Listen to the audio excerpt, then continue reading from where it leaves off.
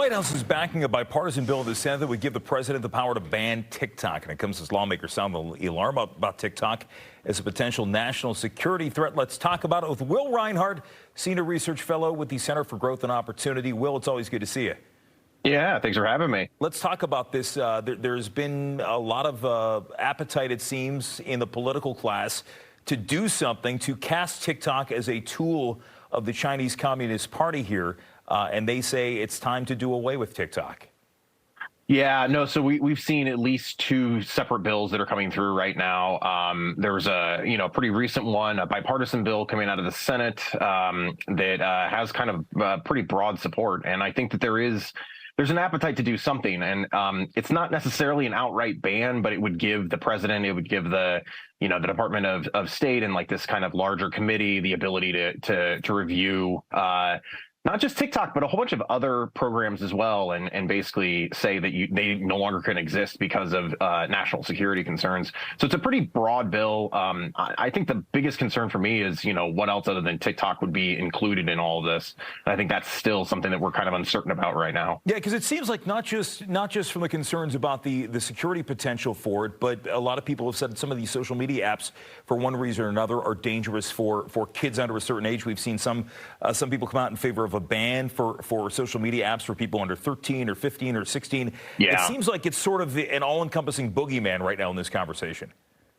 Yeah, no, in Utah, which is where my organization is based, they just finalized theirs. So they actually have they basically have age verification mandates. So a lot of this is being talked about, and I think that parents, especially, I mean, the big question, at least for me and people who care about technology, is, are we doing right by our children? Are we making sure that they have the best the best resources? And I think that's also part of this conversation as well, that students and parents and everyone are worried about these technologies being taking over our lives. And I think that this is there's a lot that's going on here. So it's these banning questions. There's questions about TikTok. There's questions about China. There's lots of things that are all connected together.